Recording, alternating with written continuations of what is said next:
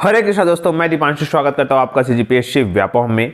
राज्यपाल के द्वारा छत्तीसगढ़ सरकार को 10 बिंदुओं पर जो है जवाब मांगा गया है हस्ताक्षर के पहले। साथ में राज्यपाल के द्वारा जो कहा गया है आप उस क्लिप को देखिएगा। साथ में राज्यपाल के समक्ष बहुत सारे जो पॉइंट है उन्होंने रखा है, वीडियो के माध्यम से आप देखिएगा। साथ में बहुत सारे आरोप जो है राज्यपाल जी के ऊपर लगे हुए थे कि कहीं ना कहीं राज्यपाल किसी विशेष वर्ग के लिए ही सिर्फ आरक्षण चाहती है और भी बहुत सारे, तो उसका भी जवाब जो है राज्यपाल ने आगे इस वीडियो के माध्यम से दिया है। तो आप पूरा इस वीडियो को देखिएगा और आप क्या समझते हैं हस्ताक्षर क्यों नहीं कर रही है राज्यपाल, इस पर भी इसका आंसर राज्यपाल मैम ने दिया है। आगे इसकी पूरी जानकारी आप वीडियो के माध्यम से देखिएगा। आशा करता हूँ आपको वीडियो अच्छा लगा होगा। अगर वीडियो अच्छा लगा तो आप इसे ज़्यादा से ज़्यादा तक शेयर, लाइक एंड सब्सक्राइब जरूर करें। वीडियो देखने के लिए धन्यवाद। ये मैंने उस समय जब बिल की बात आई थी तो उस समय जैसे ही 58% अवैधानिक हो गया था हाई कोर्ट से, तो पूरे प्रदेश में जो जनजाति वर्ग जो है जिनका 32 से 20 हो गया था, तो उन्होंने पूरे प्रदेश भर में इसका जन आंदोलन शुरू कर दिया था। और मुझसे भी सामाजिक संगठन और अधिकारी कर्मचारी का और राजनीति सारे लोगों ने मुझे ज्ञापन दिया था कि इस मामले में आप शासन का ध्यान आकर्षित करिए कि कोई ठोस कदम उठाए। तो मैंने फिर इस संबंध में मुख्यमंत्री शासन के मंत्रियों से भी बार बार और मुख्यमंत्री सचिव, प्रमुख सचिव से भी पूछा था कि आप बताइए इस मामले में आप कर क्या रहे हैं। तो इसका कोई मुझे उत्तर जो है संतोषजनक या दिया भी नहीं गया। तो फिर मैंने एक पत्र के माध्यम से मुख्यमंत्री जी को लिखा कि मुख्यमंत्री जी, जब से ये 58% का अवैधानिक कोर्ट का जो आरक्षण था वो SC, ST और OBC का वो अवैधानिक घोषित कर दिया गया और जिसमें 20% आदिवासियों का हो गया, जिसको लेकर ये पूरा प्रदेश में आंदोलन शुरू किया है और एक बड़ा असंतोष का वातावरण इस समाज में है। क्योंकि जब ये अवैधानिक हुआ था तो यथावत रहा OBC का जी, और SC का भी यथावत रहा 12% और 14%। केवल घटा किसका था उस समय 32 से 20 आदिवासी। हाँ, तो वही आंदोलित हो रहे थे।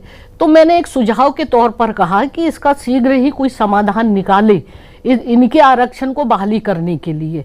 तो या उचित समझे तो आप इस अध्यादेश लेकर आए या विशेष सत्र बुलाएं। मैंने एक सुझाव के तौर पर उनको कहा था। तब फिर इस तरह का जो भी उन्होंने सोचा होगा, तो 1 या 2 दिसंबर को इन्होंने सत्र के लिए मेरे पास फाइल भेजी। उसमें मैंने कहा कि निर्णय तो आरक्षण वाला है और सरकार कुछ कर रही, क्योंकि उस समय मेरे पास विषय नहीं था जब भेजा था, तो मैंने उसको तत्काल ओके कर दिया। फिर इसके बाद मैंने फिर क्वेश्चन मतलब यहाँ हमारे सचिवालय से एक पत्र गया कि आप ये बताएं कि इस 2 दिन के सत्र में आप कौन कौन से प्रश्न लाना चाहते हैं। तो उन्होंने लिखा कि एक अनुपूरक बजट पे चर्चा होगी और हम इसके संबंध में SC, ST का जो है संशोधन विधेयक लाएंगे, OBC का जो 2022 का जो 12 का जो संशोधन निरस्त हो गया था उसको लेकर, और इस तरह का विषय को लेकर उन्होंने मुझे जानकारी दी 30 नवंबर को जी।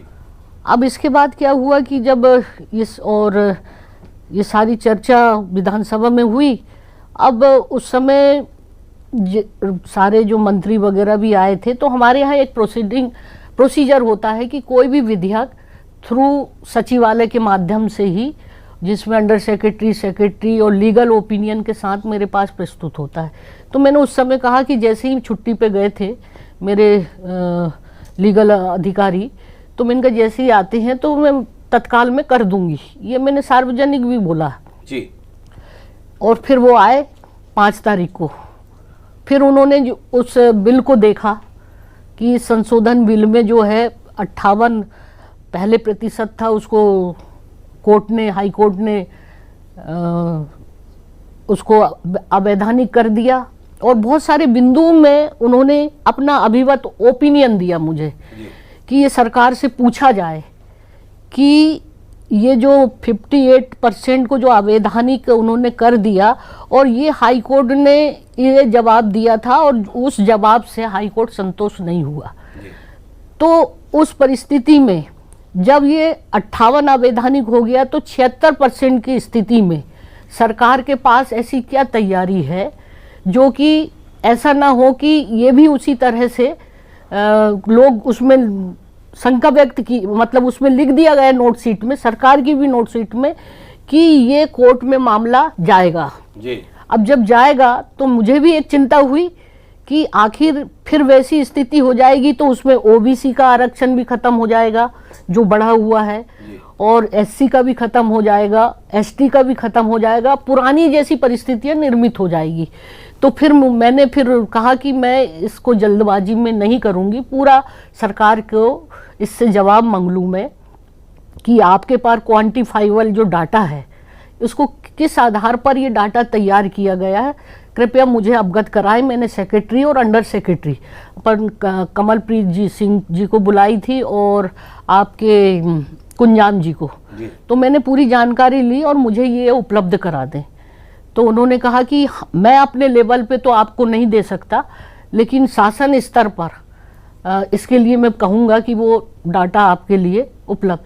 और भी कई प्रश्न थे मेरे, उसमें 5-7 प्रश्न थे कि ये जो आपने पिछले जो निरस्त हुआ जी, और अब कौन सा ऐसा स्थिति आ गई जिसके, तो कोर्ट ने कहा था कि 50 से अगर सुप्रीम कोर्ट का हवाला दिया उन्होंने, जो इंदिरा साहनी केस का जजमेंट था, उन्होंने कहा कि 50 से ऊपर नहीं होना चाहिए, और भी जजमेंट का हवाला हाई कोर्ट ने कहा।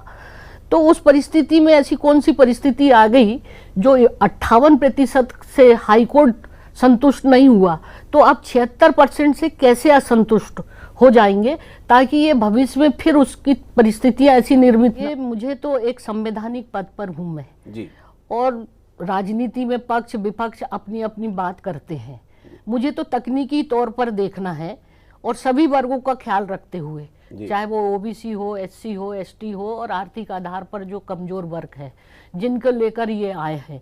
नहीं तो आप बताइए कि आज जो परिस्थितियां, आज सबका जो सुनने की स्थिति में हो गया आरक्षण, और आपको बताएं कि सुप्रीम कोर्ट में खुद सरकार भी गई 58% को लेकर, और आपको याद होगा 19 में भी शायद कोई प्रस्ताव पारित हुआ था 27% आरक्षण का, वो भी कोर्ट में लंबित है जी। तो ऐसी परिस्थिति में एक संवैधानिक पद में बैठा व्यक्ति को इस बात का चिंतन होना चाहिए कि फिर हर्ष वही वैसा ना हो जाए जो 58 में हुआ। तो अभी मैं लीगल तरीके से सारी जानकारियां मैं इकट्ठा कर रही हूं, और मुझे ऐसा लगेगा कि वास्तव में कोर्ट के सामने इनके पूरे डाटा जो है और सारी जानकारियां इनके पास पूरी तरह से उपलब्ध है। 76 के हिसाब से क्वांटिफाइबल जो आर्थिक, सामाजिक और शैक्षणिक आधार को मानते हुए ही, और बहुत विशेष परिस्थितियां, असाधारण परिस्थिति को, ये तमाम जो चीजें हैं, चाहे वो नौकरी का इन्होंने टेबल बनाया 8 टेबल, उसमें ये बात भी देखा गया कि जब सरकार के द्वारा जवाब दिया गया 1 से लेके 4 तक का, और उसमें ओबीसी, एससी, एसटी इन वर्गों के लिए आरक्षण का जो पोस्ट अभी जो मतलब वैकेंसी है, उसमें आपने कितनी फिलअप किया और कितनी वैकेंट है, तो उसमें जानकारी के तौर पर तो इससे हाई कोर्ट संतुष्ट नहीं हुआ जी। कि ये केवल कमजोर वर्ग के जो लोग हैं एससी एसटी के लिए बताए, तो जिसके कारण बोले नहीं भरा, मतलब जो भी है शिक्षा के क्षेत्र में जैसी बहुत सारी उसकी डिटेल जानकारी, तो इससे कोर्ट ने इनकार कर दिया, हम इसको नहीं मानते। तो और भी ऐसे कुछ प्रश्न किया उन्होंने, तो जिसका जवाब 58 के लिए मैंने पूछा कि आप 58 के लिए जो है आपके पास क्या डाटा है जी, जो उसको भी बहाली करने की दिशा में, और 76 को लेकर। तो आज सामने प्रश्न ये उठता है कि आज मैं अगर साइन कर दूं जी, कल कोर्ट में जाना ही मामला, कल कोर्ट से स्टे तो हो जाएगा जी। तो ऐसी परिस्थिति में कि हम सरकार से ये मेरे को समझना और जानकारी लेना कि आगे तैयारी आपकी कैसी है, कि ये कोर्ट में मामला अगर जाएगा तो आपके पास पुख्ता सारे डॉक्यूमेंट्स क्या है जी। तो इसलिए मैं जो है इस चीज में अभी सिग्नेचर नहीं कर रही हूँ। आपका तमिलनाडु में 69 है जी, और 61 शायद कर्नाटक में है और 58 महाराष्ट्र में है जी।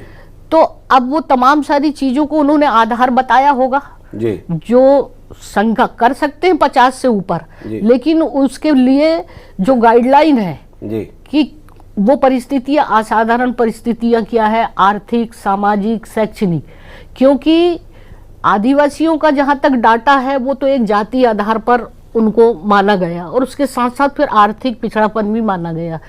जहां तक पिछड़ापन का भी जो आरक्षण का मापदंड है उसमें भी आर्थिक, सामाजिक, शैक्षणिक सभी पहलुओं को देखकर, और मालूम है आपको इसमें तमिलनाडु में रिटायर्ड जज की एक कमेटी बनी थी, आयोग जी। और उन्होंने सारे वर्गों को का आर्थिक, सामाजिक, शैक्षणिक को बड़े विस्तार से उन्होंने ये रिपोर्ट बनाई थी और जिसके आधार पर मतलब मामला जो है और उसको अनुच्छेद 9 में शामिल किया गया, तो जिसमें कोर्ट में चैलेंज नहीं दे सकते जब तक अनुच्छेद 9 में अगर पार्लियामेंट में, तो इसलिए भी वो वहां पर कोर्ट का मामला नहीं उठा।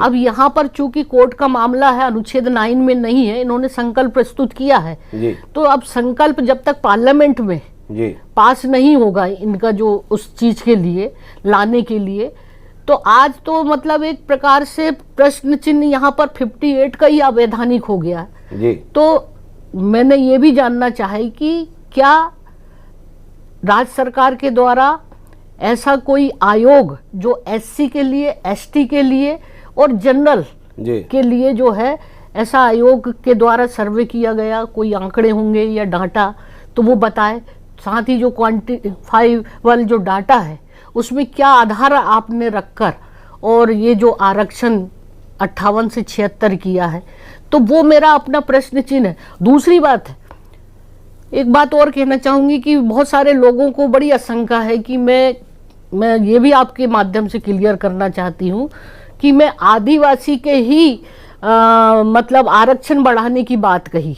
मैंने आदिवासी का उस परिप्रेक्ष्य में कहा था जब प्रदेश में उनका ज्ञापन आंदोलन और जो कुछ चल रहा था 58 को लेकर, 58 को लेकर, जहां पर उनका 32 से 20 हो गया था और दूसरे वर्गों का यथावत है, तो मैंने एक सुझाव के तौर पर कहा था कि इसका समाधान करो। अगर ये विशेष सत्र या उसके द्वारा भी अगर इसको बढ़ाया जा सकता है ताकि ये आक्रोश को शांत किया जा सके, इनको संतुष्ट किया जा सके, क्योंकि एससी का यथावत था, एसटी का भी, ओबीसी का भी यथावत था, उसमें कहीं किसी तरह का कोई विवाद नहीं था और न किसी ने मुझे ज्ञापन नहीं दिया था। तो मैंने जो अवैधानिक 58 का जो आरक्षण था उसको अवैधानिक हाईकोर्ट ने किया था, उसी परिप्रेक्ष्य में ये एक आक्रोश प्रदेश में आज को बढ़ाने के लिए जो एक बेसिकली हर वर्ग के लिए एक सामाजिक और आर्थिक और पिछड़ापन का, शैक्षणिक, ये तमाम सारी चीज़ों का पूरा डाटा के आधार पर बढ़ाया जाता। मुझे ऐसा लगता है कि 58 को भी हाई कोर्ट मोहर लगा सकता था लेकिन ये समय पर ये डाटा वहां पर प्रस्तुत नहीं कर पाए क्योंकि उस परिप्रेक्ष्य में ही जब इन्होंने बढ़ाया था तो तब तो कुछ परिप्रेक्ष्य मतलब रखा ही होगा डाटा के आधार पर, जो भी कुछ इनके पास रहा होगा, चूंकि अब उन परिस्थिति में कोर्ट में मामला चलते रहा। तो ऐसा नहीं है कि आज भी आप भी मानते हैं ना कि आदिवासी की जो स्थिति है, एससी की जो स्थिति है और पूरा प्रदेश में ओबीसी की भी बड़ी संख्या है। अब आप ये भी बताइए कि ओबीसी का जो डाटा के आधार पर बता रहा है कि 41 कुछ 2 या 3% इनकी जनसंख्या है जी। और इन्होंने बताया कि 32% के लगभग आदिवासियों की है अभी की जो स्थिति में, और एससी की भी 13 इन्होंने जो बढ़ाया वो बता रहे हैं। तो अब मेरे सामने ये भी प्रश्न, सारे संगठन के लोग आए, बोले हमारा 41% है तो हमें 27 क्यों दे रहे हैं, और जिनका 32 है तो 32 क्यों दे रहे हैं, और जिनका 13 है तो 13 दे रहे हैं, और हमारी जनसंख्या उनसे ज्यादा है। तो फिर मेरे सामने भी ये हुआ कि और अन्य समाज का हमारा 10% है तो हमें 4% क्यों दिया जा रहा है। तो ये बहुत सारे प्रश्न मेरे सामने भी आ गए। तो इसलिए मैं चाहती हूँ कि ये सारी चीज़ों से मैं अपना आकलन कर लूँ और उसके बाद ही कोई निर्णय लूँ। ताकि ये सारी चीज़ों को अगर मैं आज कर रही हूँ, मैं तो कहती कि मैं तो मैंने तो बोला ही था कर दूंगी करके, लेकिन जो लीगल ओपिनियन मेरे सामने प्रश्न चिन्ह उठकर आए कि ये सरकार से इसकी जानकारी मांगी जाए, तो मैंने मौखिक रूप में मीटिंग लिया जी। और मैंने कहा, और मैंने सार्वजनिक तौर पर भी ये बात को रखी, और आदिवासी समाज की मीटिंग में गई थी, वहां पर भी मैंने उनको बताया कि आखिर मैं इसको क्यों रोक रही हूँ। मुझे चिंता सभी वर्ग की है, केवल ऐसा नहीं है, मेरे लिए तो पूरा प्रदेश में, चाहे सामान्य वर्ग हो, चाहे ओबीसी हो, चाहे एससी का हो या एसटी का हो, आखिर उनके भविष्य का सवाल उठता है ना। फिर पूर्ववत स्थिति होगी तो एक संविधान संरक्षक होने के नाते मुखिया इस प्रदेश की, तो मैं सबका अहित नहीं देखना चाहती, उनका हित हो जाए, और जैसा भी हो उसके निष्कर्ष मेरे सामने आ जाए सरकार के द्वारा जवाब, क्योंकि अभी तक मेरे पास जवाब नहीं आया। इसके पहले कि वो सारी चीज़ों को आप राजभवन को राजनीतिक नजरिए से क्यों देखते हैं जी। मेरे सामने कुछ तकनीकी है अगर सवाल, तो उसका जवाब दे दीजिए ना जी। और ये तो मैं अपना व्यक्तिगत तौर पर के जो लीगल जो है सिविल जज के जो हमारे एडवाइजर है उनके अभिमत से ही तो मैं बात कर रही हूँ, जो उन्होंने उसमें लिखा है नोट शीट में, और उसके लिए वो सारे सवाल मैंने शासन को लिखा भी है और मौखिक तौर पे बात भी की, और उन्होंने अभी तक मुझे उपलब्ध नहीं कराया। और जहाँ तक ये सारी चीज़ें अगर वो ये मानते हैं तो देखिए इसमें सभी लोगों का समर्थन है जी। तो भाई अगर ऐसा इनको लगता है कि दूसरे अन्य इनके विपक्ष, तो उनको भी नहीं लगता है कि क्या ये ओबीसी का वोट उनका नहीं है, एससी का नहीं है या एसटी का, वो विरोध, मतलब उनकी अपनी दृष्टि है। अगर ऐसा रहता तो वो समर्थन भी नहीं करते भाई, सभी की सर्वसम्मति से। अब मेरी तकनीकी स्थिति यह है संवैधानिक लीगल पॉइंट पर, क्या मैं इस बारे में चिंतन नहीं करूंगी? लेट जो हो रहा है क्योंकि उनका जवाब अभी तक मुझे प्राप्त नहीं हुआ। आप क्वांटिफाइबल डाटा आपको जो है मुझे उपलब्ध कराना चाहिए था। मैं आंख बंद कर और कोई भी चीज परिस्थिति आ जाएगी तो मैं क्यों वो कर दूं। अगर जवाब आ जाता तो मैंने सोचा था कि मैं इसके लीगल जो हैं मंत्री हैं अधिकारियों के साथ, अब इसमें देखिए एक नोट शीट में ये तक नहीं है लीगल ओपिनियन विभाग का जी। उसका भी अभी मत नहीं है, उसमें लिखा कि अभी उनका मत ही नहीं दिया।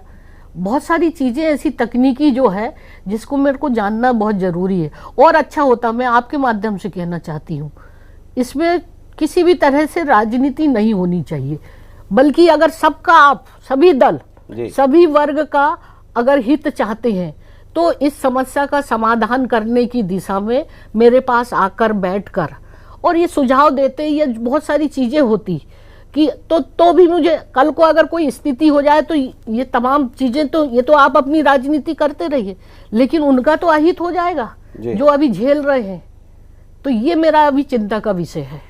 जल्दी से जल्दी इसमें आप साइन कर दीजिए ताकि सारी पदोन्नति, ये तो मैंने भी चिंता व्यक्त की थी पत्र के माध्यम से कि सारी पदोन्नतियाँ और रिक्त जो है नौकरियों की सारी चीज़ें रुक गई है, और इस पर कुछ उपाय सोचिए। जो परिस्थिति 58 के, अब इन्होंने क्या हुआ कि 58 का मेरी बात हुई थी हालांकि सुझाव के तौर पर, अब चूंकि 58 की बात है और 76 हो गया, तो आप सोचिए कि इन चीजों में जब 58 अवैधानिक है तो 76 की क्या परिस्थिति आएगी, आप खुद चिंतन करिए ना। तो मैंने यही कहा कि मैं जल्दी इस चीज को मैं देख रही हूँ, और जो हो सकता है आगे कोई इस तरह की अड़चन या बाधा ना आए तो उसको कानूनी और जो विशेषज्ञ है सबसे भी, राष्ट्रपति जी से भी चर्चा भी करूंगी, और साथ में मैंने मांगा है जो सेंटर के मतलब माननीय प्रधानमंत्री जी से भी, गृह मंत्री जी से भी, और ये क्योंकि ये बहुत गंभीर विषय है और इसका सीधा सीधा जल्दी से इसका निराकरण होना चाहिए मेरी दृष्टि में,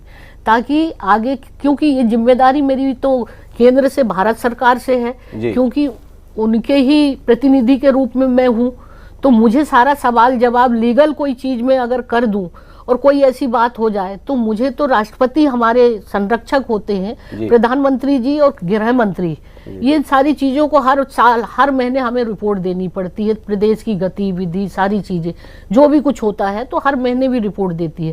क्योंकि ये मामला इतना उलझा हुआ है जो 58 से 76 हो गया, तो ऐसी परिस्थिति में मैं चाहूंगी कि इन सारे लोगों से मार्गदर्शन लूं ताकि इसका समाधान कर सकूं। इस प्रदेश के सभी वर्गों के लिए। कोर्ट का मामला है, सुप्रीम कोर्ट में भी गया है जी। ये सारा। कोई विधेयक जब कोई कोर्ट में नहीं रहता, मामला उलझा हुआ ना, तो उसके लिए कोई दिक्कत नहीं होती है। यह सेंटर के विधेयक को अगर राज्य सरकार उसको कंट्रोवर्सी हो जाए तो उसमें लीगल ओपिनियन के आधार पर उस पर निर्णय लिया जा सकता। चूंकि 58 का भी मामला कोर्ट में है जी, और सुप्रीम कोर्ट में भी गया है, तो आप सोचिए कि इन चीज़ों के बाद इसका क्या असर पड़ेगा। और वो तमाम सारी चीज़ों को देखना उनका काम होता है।